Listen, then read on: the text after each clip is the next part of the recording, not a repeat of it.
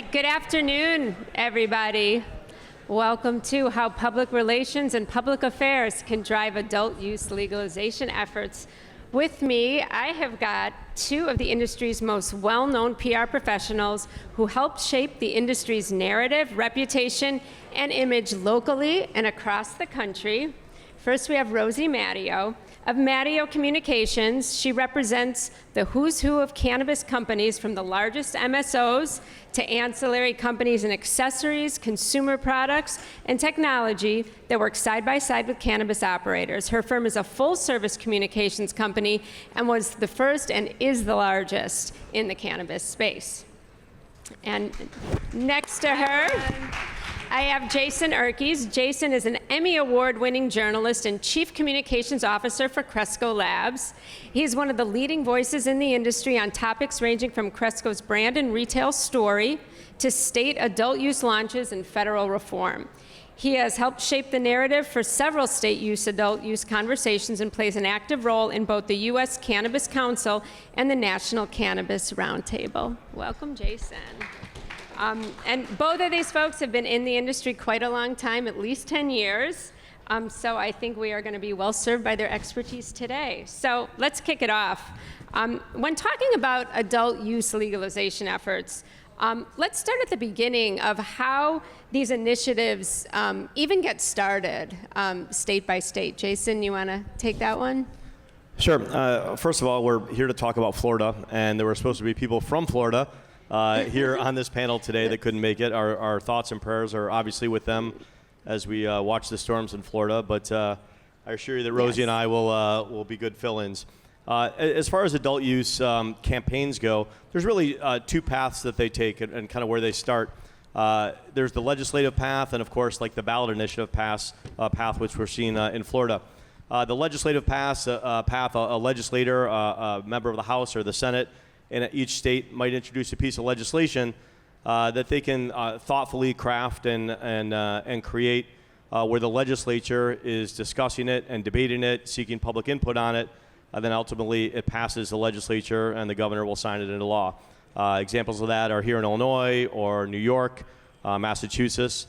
And then there's the ballot initiative path, which a lot of states choose to go. That kind of alleviates politicians having to make a decision on the issue and putting it out to the voters. That just happened recently in Ohio, which launched last month, and of course, that's happening right now in Florida. And it's a long pathway. The Florida initiative was started over 2 years ago, where they first formed their committee, the same as you'd form a campaign committee for any race that you're doing, whether you're a candidate or an issue. And it took 2 years to get to the point of where we are now, 30 days away from voters actually being able to vote on it. So.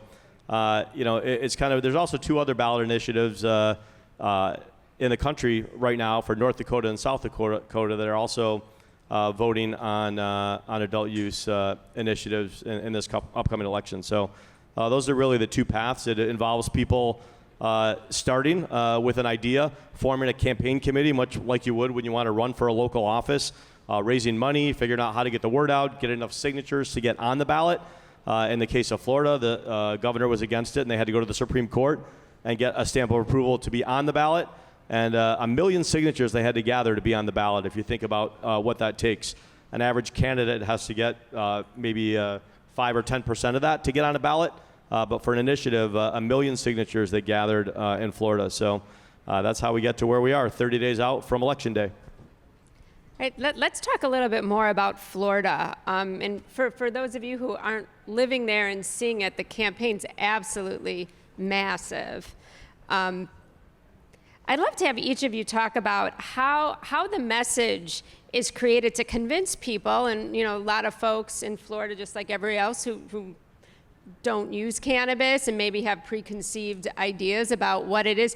How do you craft a message that might help educate consumers and to support an adult use legalization initiative like this? So I could talk a little bit about this. So even if you're not a cannabis consumer, you don't see it as part of your life, there are a lot of issues that are solved by this Yes on 3 program. One of it, I think, even nationally and also within Florida, criminal justice reform, right? Righting the wrongs from the failed war on drugs, right? I think a lot of people can get behind the decriminalization of that, so that this is not an ongoing problem and that we can right some of those wrongs. Also, every state has lots of needs, and these tax dollars being able to fix roads and schools and public safety, that's something everybody can get behind. If cannabis is the vehicle, that is great. So I think if you can really get the voters to understand like how this has like a larger impact on their lives, they don't have to be a cannabis consumer to align with those things. That's one thing. And also Florida specifically, it's all about personal freedom, right? That's like a big, that's a Florida message in general. Even through COVID, when it was a little more open, people go to Florida for that. So being an adult, being able to choose what you consume, alcohol, cigarettes, as long as it's regulated in the right way, let people have their own choice. So I think that's how we get people to really buy into this if they're not cannabis consumers or they don't care too much about the plant. You also have to look at the fact that people have been smoking cannabis and consuming cannabis for a very, very long time. This isn't something new. We're not asking people to vote for something that isn't happening today already. What we're asking people to do is support it in a regulated fashion. Support it with regulated stores, with tested product, with tax dollars generated income for that municipality. State and county and city taxes are always attached to to cannabis sales. So it's important to to convey to people that we're not asking them to vote for something new. We're asking them to vote to regulate something that already exists. And what's the most effective way to get that message out there to the voters? Like what's going to speak to them? There's been a lot of effort behind this Yes on 3 campaign. They're doing everything, from running ads to, lobbying days to, media around it. And I think you need to use lots of tactics because people consume information, in many different ways and meeting them where they are. So I think that the campaign is in a really good job at that. And just continuing it's the education and just doubling down on what the message is and using whatever medium is available to us. This is a massive, massive campaign in Florida. What's the number? How much money have they spent on this? $100 million. They spent $100 million on the campaign. And, when you look at anybody running for public office and how they orchestrate their campaign, which typically starts with a voter registration drive to make sure your voters are registered and communicating your issues to getting people to the polls on election day, this Smart and Safe campaign initiative in Florida has done all that. Making sure that people that are going to dispensaries, that work at dispensaries, cannabis consumers and the like are registered to vote. There's, I think, 13 different TV commercials that are running. There's been direct mail, there's phone banks, there's yard signs. Lots of yard signs. Lots of yard signs. It's the most comprehensive campaign that I think it's outspent and outmarketed probably the majority of candidates that are ever run for public office anywhere in the United States. Wow. And speaking of the commercials, this is probably the first time that I've seen a lawsuit come out of, this was on the No campaign, but the Truly defamation lawsuit. What do you think about that tactic, if you have an opinion? Rosie looks to me. I'm like, yeah, I heard a little bit about it. I know the lawsuit is very controversial, and there's differing opinions on it. I think generally in the cannabis industry, it's don't poke the bear, because we still get treated like we're walking on eggshells and not necessarily doing something that's right. And I think those are the people that are against the lawsuit. I look at the commercials that they were running, a false narrative in Florida, much like the false narratives we see in political campaign ads. And, the one way to clear that up and the one way to discredit those commercials that are run on the air is to file a lawsuit. And the publicity, the earned media that lawsuit generated tells people, hey, those commercials are kind of BS. Don't pay attention to them, so much so that they're getting sued. So, I know there's a lot of differing opinions, but I think to discredit the commercials and help get the message out, it's a great PR campaign. How about current medical operators? In Florida in particular, there's obviously it's a very, very large industry already. I think you said over 800 dispensaries right now, just for medical, 1 million patients. What role do the current medical operators play in this campaign? I think to Jason's point, like this is an industry that has been around for how many years in Florida? 10 years, 15, yeah, right? So I think they play a crucial role in saying the sky has not fallen. We've been open for a medical program. It's a very robust medical program, right? Bigger than some adult use programs. And they've been good actors. They've paid their taxes, since some of them, they, they pay their taxes, they're contributing to the community. They provide access and service and, medical products for patients who need it. So they can be a picture of what a program looks like, right? And I think if you can go to consumers, be like, hey, we've been around, we've been good stewards of this industry, we've been good community members, let's make this a more robust program. Let's, be the face of this and show them what's possible. A lot of times what political campaigns do is they open up field offices in key areas around the state or around whatever region they're running for office. And if you think about the fact that there's 800 dispensaries spread throughout the state of Florida that have now become, a vocal point for campaigning in support of issue 3, it's pretty huge. Those dispensaries are integrated into the community. They have people from the community that are coming into their stores. So I know from our stores in Florida, they're very, very active. They're active on social media. They're giving things out to the patients that are coming into our stores, whether it be yard signs or buttons, asking them to contact their friends and their neighbors and their family. So I think I think both the patients and the dispensaries that are existing now play a massive role. If you think about the fact that there's 800 satellite offices for this this Vote for Issue 3 campaign. Yeah. How does an issue-based campaign like this compare to campaigns for a candidate running for office? Is similarities? How is it different? Yeah, I think it's very similar. As I said earlier, I mean, all the same steps. This campaign is outspending most candidates. A lot of candidates start with nobody really knowing who they are, and the first thing is letting people know who they are and why they're running for office. That didn't really need to happen here as much as it might in a traditional campaign. Cannabis polls nationally higher than probably any candidate that runs for public office. We're close to 90% of people that support access to cannabis in some capacity. So people are very familiar with the issue. It's making sure that your supporters are registered to vote and available to vote, and supporting, talking to friends, talking to family, networking, hosting coffees, knocking on doors, calling their friends and family, posting on social media. So it is a political campaign, without a doubt. And 30 days, we'll know who the winner is. Mm-hmm.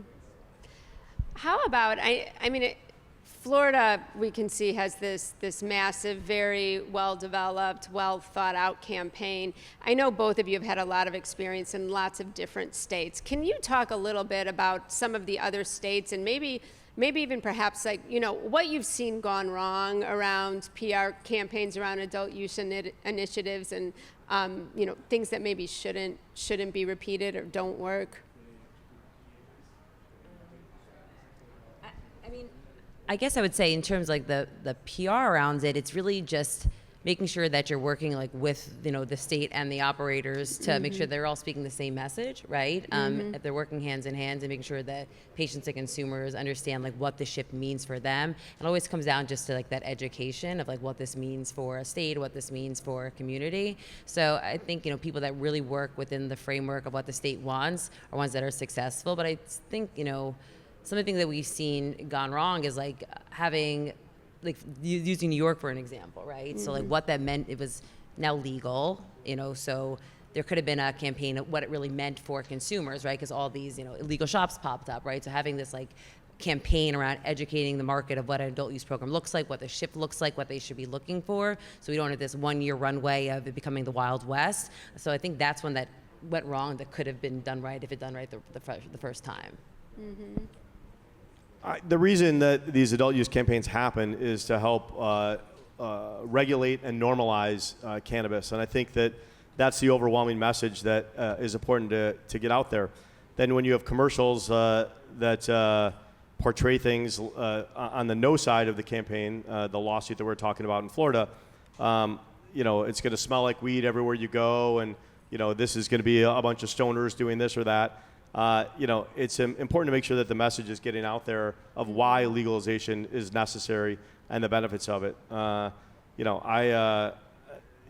there's a lot of controversy over the lawsuit, but I do think it was really important to dispel on the other side, what those TV commercials were saying. My dad even brought him up, who lives in Florida, and he's like, "You won't believe what they're running down here on TV." So, they do catch the attention of voters. And I would say that those ads were a no, but on the other side. Yeah. How about in some other states where perhaps like an initiative failed? Was the no campaign? Is it ever so developed that it can kind of outrun a yes campaign? It certainly doesn't seem like that's the case in Florida. As I said, cannabis polls higher than most candidates that ever run for public office. And I think, the important message to get out is that it's not going to really impact any community negatively. I think Rosie and I have both been to community meetings and worked with companies that our company wants to open a dispensary in a neighborhood, and people come to these meetings and they think the sky's going to fall if a cannabis dispensary opens in their community, or if a cultivation or grow facility opens in their community. And that's not the case. And I think once people realize that there's no negative societal impact, there's stats that show that property values actually go up, and it creates jobs. And where there's a store, there's better security around that store because there's so many cameras and a heightened police presence. It's an easy message to get out. And I'm trying to think of an initiative that has failed. I can't think of one off the top of my head. So, I don't think, as I said, the yes campaign is in Florida spending $100 million, and I know the governor in Florida and the no campaign is pretty active, but they don't have near the budget to get the word out that the supporters have put forth. I don't think I've ever seen such a robust no campaign as we have in Florida, right? So this is just like a different beast entirely. You definitely hear rumblings in states, those meeting those community boards, but even going back to New York, if they'd gotten buying a little earlier, we maybe could have propped up the adult use program, and some of these illegal shops wouldn't have popped up, and then these communities would have been safer. So allowing the regulated operators in early and in the way that they know how to act compliantly, like that's a great thing for a community or a state. Yeah.